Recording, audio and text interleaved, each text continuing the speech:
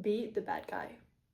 That might sound extremely selfish and mean to say and to actually put into action, and it might seem like the thing that you were trying to avoid the most. But what I mean by this is, it doesn't matter if you appear as the villain for some other people. You're gonna have people in your life that are gonna see you as a bad person, that are gonna hate you for something you didn't do, that are gonna see you as someone bad. And there's nothing you can do about it. You cannot control how other people see you. And just by being on social media, people are gonna hate on you. No matter what you do, no matter what you post, people are gonna have a biased perception of who you really are because they know nothing about you. You cannot judge somebody's character based on a 20-minute video or based on a 1-minute video or based on 5 different videos. You cannot tell who that person is. And that's okay, because not everybody should get to know who you really are because, well, you just don't have the space to know everybody, and not everybody really wants to know you. And that's a harsh truth that people need to realize. And I know that it feels extremely hurtful when people misinterpret what you said or don't judge your character based on who you really are. And it's just meant to happen at some point because everybody has their own perceptions, everybody has their own projections, and nobody will be able to see you how you see yourself. Every other person sees you as someone different. Now, as I've cleared this up, being the bad guy in your relationships can sometimes be good. What I mean by this is, don't let people walk all over you. And sometimes people are gonna call you the bad guy. I have been called the bad guy by my family, by some toxic friends who try to manipulate me. And since you care about them, you care about those people, and them calling you the bad guy triggers something in you because you say, oh, it's so unfair because I'm not. I'm just trying to install some boundaries because they're hurting me. But trust me, they know that. Sometimes also your loved ones don't mean to manipulate you. And that's something that I came to terms with myself. It makes it even harder to navigate those conflicts because these people don't even realize how toxic they're being, which makes it so much harder for you to get through them. And sometimes you never are able to get through these people, no matter what you do. And it makes you feel extremely powerless, and it's extremely frustrating. But I've been there, and you absolutely can find ways to make it more bearable for you. So being the bad guy in somebody else's story is not necessarily a bad thing, simply because you cannot please everybody. And sometimes protecting your inner peace means appearing as being the bad guy to somebody else. And you just have to accept that. And it does sound strange to actually want to appear in a negative light, because nobody wants that. Everybody wants to be liked, and that's inherent to all human beings, and it's normal. But you can't always be liked. And it's even worse when it's people you're close to. But you need to find ways to actually be honest about how you feel, about what's hurting you, about your feelings, because I know so many people in my life who are not honest with their feelings and haven't been, whether it's with their parents, whether it's with a partner, and it always ended badly because you just can't keep things inside, even if they're small things, because they will likely turn into resentment. You can either let go of the small things, like really let go of them because they're not a big deal to you, or if you cannot let them go, it will build into resentment. So you have to talk them out, because it's gonna destroy the relationship. Communication is so, so, so important. I saw this podcast once. I don't remember the name, to be honest, but basically it was this couple, and the woman had been buying some sort of milk, I believe, every week for 5 years of their marriage. And one day her husband told her, "But do you like that milk?" And she said, "No, I thought you liked it." And turns out she had been buying this milk and nobody was drinking it, or they forced themselves to drink it because they thought the other one liked it, when neither of them did. And I think it's a pretty good example, actually, of miscommunication. And it may seem silly, but this can be applied to so many other things that are much more important in a relationship. And miscommunication is just basically the most destructive thing. That's why you need to master your communication in all areas of your life, whether it's professional or personal, because that will save you so much pain, so much heartache, so many failed relationships, because you will just be able to express your feelings in a healthy way, because that is one of the most destructive things, not being able to express your feelings in a way that speaks to the other person, because that's what communication is about. It's not about you only. It's about how your words land to the other person. Otherwise, we wouldn't speak. The reason why we speak is to communicate something to somebody else. So when people say to you, let's say, "Oh, but you're just so sensitive. Oh, but I didn't mean it like that." Well, it's your responsibility how your words land. And it's not an excuse to say, "I didn't mean it like that." Then say it in a way that I will not misinterpret. Because that has happened to me so many times, having friends or family members talk to me that way because they could not hold themselves accountable about the fact that they were rude. And instead of admitting it and saying, "You're right, I'm sorry," they made it about me and about how I misinterpret what they say, which isn't true. I interpret it in my own way. And if you don't want there to be miscommunication, say it in a way that is clear. And what I mean is, when you don't know the person, that could be in a way acceptable, because maybe you don't know how the person works, even if, let's say, it's not like directly rude and it triggers something in the other person, but you have no way of knowing it since you don't know them. But if it's someone close to you, you have no excuse. Like, you know who that person is, you know what to say. There are some things that are just hard to say or hard to hear for them, so you'll just be more compassionate, more careful with your words.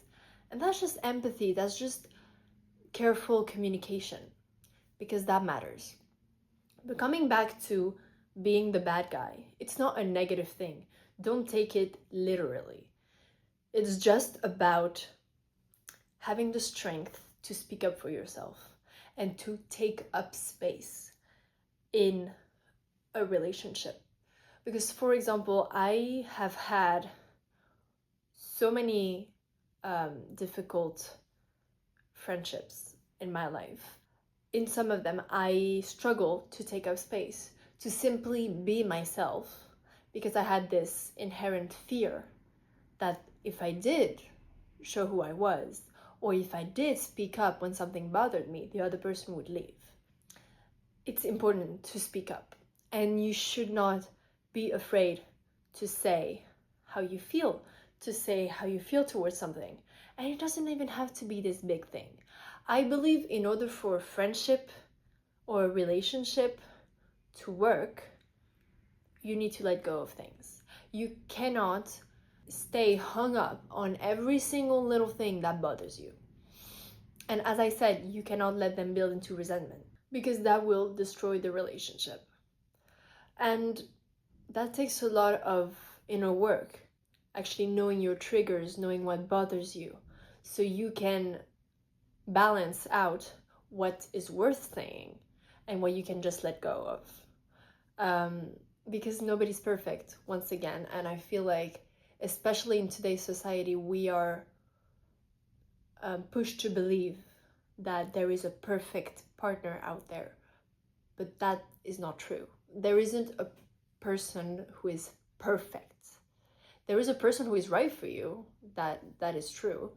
You will find people who are right for you, but they will never be perfect. They will have flaws, and you need to come to terms with the fact that you're gonna have disagreements.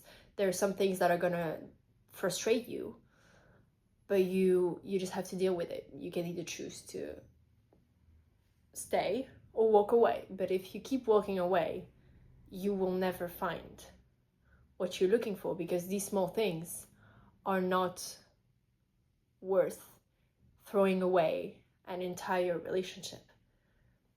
But once again, it doesn't mean that the toxic behaviors should be accepted. Absolutely not. That's why I'm making this video.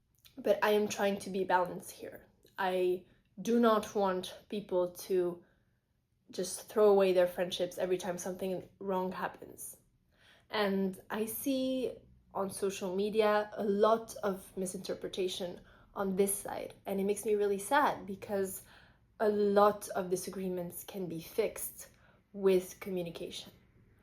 I'm not talking about toxic behaviors, and even then you can have a proportionate reaction, because sometimes some friends just have some characteristics that are naturally manipulative or argumentative or conflictual, and you cannot possibly spend a lot of time with these people because they're just going to drain you and they're just extremely toxic. But maybe your family context or your past makes it really hard for you to let go, and you don't necessarily have a choice in terms of that. So you can try to detach a little bit, and as much as you can, try to spend less time with this person without necessarily cutting them off. Because one of the worst things is actually caring so deeply about someone who has those toxic traits, but knowing that they don't necessarily mean to be cruel, and that they're not chronic manipulators, or they're not narcissists, or they're not sociopaths or whatever, because that exists, unfortunately, and that's why you need to always be careful. And that's why being the bad guy sometimes can be good for you, because it's actually protection. And I'm a person who is very trusting, while still being careful, obviously, but I choose to trust someone until they give me a reason not to. And that's a personal choice, but that doesn't mean that whatever a person says I will take for granted and just not be careful at all while getting to know a stranger. Of course, I am careful, because I know that there are some untrustworthy people out there, and people who seek out to hurt you. And that is why also you need to do all this inner work, knowing where your limits are, knowing when to be the bad guy, when to say, stop, I cannot do this. I just can't do this anymore. It's too toxic for me. Or, please don't do that. That's very rude. I will not accept this behavior. Just know what your non-negotiables are, and never, ever let anybody push them. When you see someone who likes to push boundaries a little, make it stop. Like, make it clear that this boundary will not move, so they know that they can either respect it or leave, because that's the only option. Because a lot of people do that, and once again, it's not always intentional, but you need to affirm your truth and your boundaries, so that whoever comes in, it's clear to them that they can either leave or stay. But if they stay, they will have to accept those boundaries and act accordingly. And once again, boundaries can also be used in a manipulative way, which makes it even more difficult, but also even more interesting to understand. Actually, a lot of narcissists use this. They make up boundaries for you to respect. And since you are a respectful person, you're going to respect those boundaries, but they're actually using them to manipulate you. Let's say, oh no, but I don't want to talk about this subject, when it's actually one of the main reasons why they're so manipulative,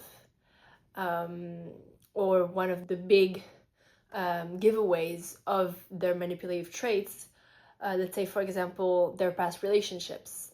I'm not saying everybody who doesn't want to talk about past relationships is a manipulator, but some manipulators do that, and they try to conceal their past relationships, because if you start talking about it, you will see that all these past partners turned out to be traumatized by being with this person because they are a manipulator.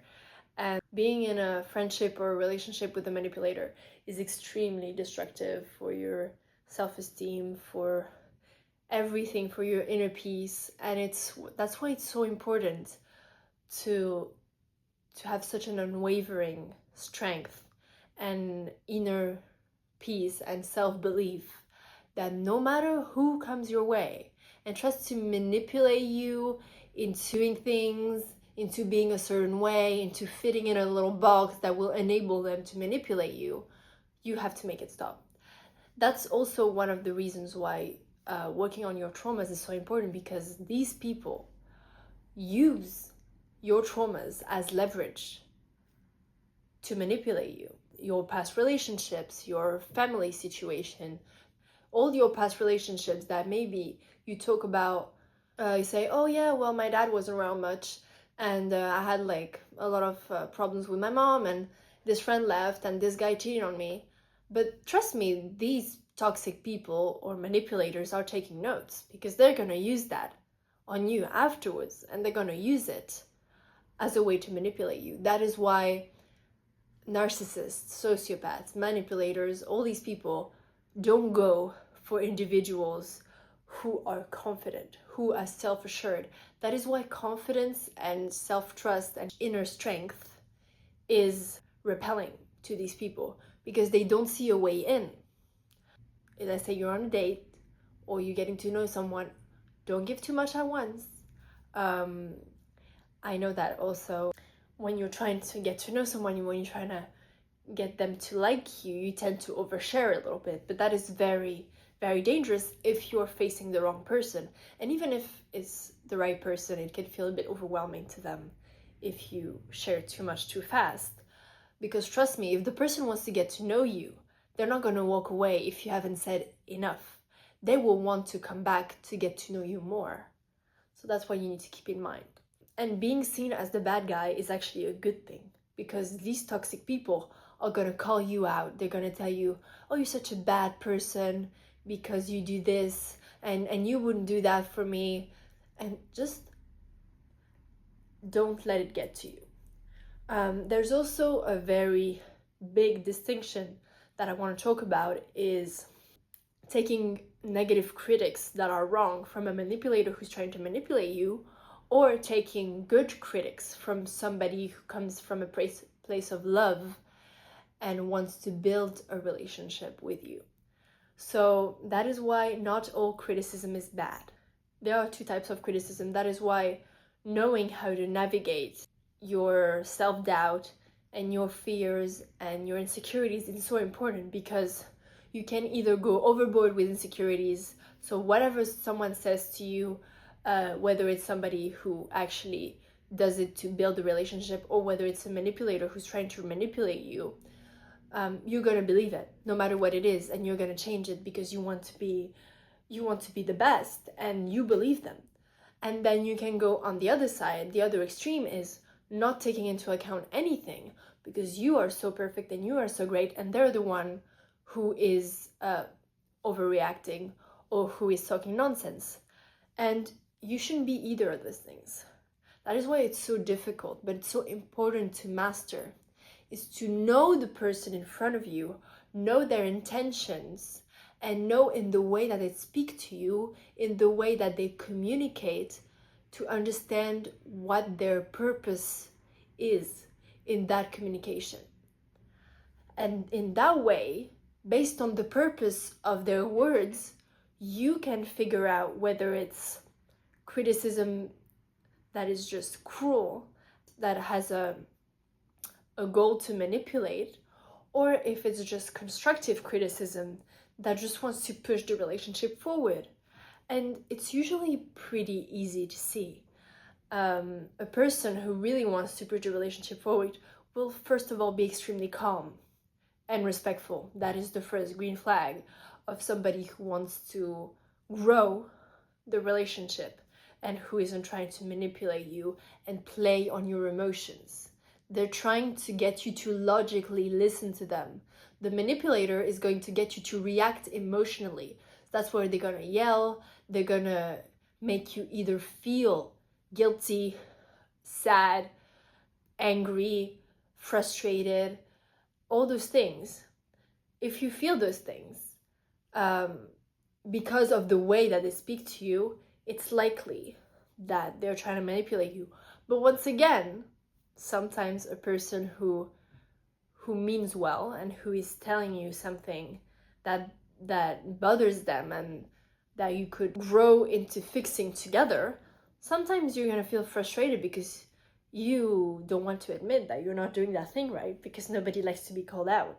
But at first you'll feel that way, and then you'll think back and be like, well, maybe they're right. But that is why self-doubt is so dangerous, because there's a difference between self-doubt and self-reflection. So you need to be able to reflect on yourself and what you did right and what you did wrong. Self-doubt is just doing something but not knowing if it was right, if it was wrong to do, if it was really what you meant, and that just destroys your confidence. But you also cannot be pushing away all kinds of criticism, especially if it's good criticism. I mean, somebody in your friendship comes up to you and says, yeah, when you say those things or when you act that way, it's pretty hurtful to me, so I would appreciate it if you could not do them anymore. And you can be also that person. I mean, if somebody hurts you with their words or their actions, you should tell them. Just tell them how you feel, and that will, if that person is willing to listen, it will strengthen the friendship. And if they try to guilt trip you into making themselves appear as the good guy, then you know that it's not somebody who you can have a long-term relationship with, because that person is just not willing to admit their faults. So being the bad guy is not a bad thing. Being willing to be seen as the villain in somebody else's story, as much as it's uncomfortable and as much as you hate it, you need to be able to sacrifice being liked by some people in order to protect your inner peace. And that's just the lesson that I want you to get from this video. Don't forget to check out my Instagram. There's some exclusive content there if you want to check it out. I hope you enjoyed this video. Don't forget to subscribe or leave a comment if you enjoyed this video, and I will see you in the next video.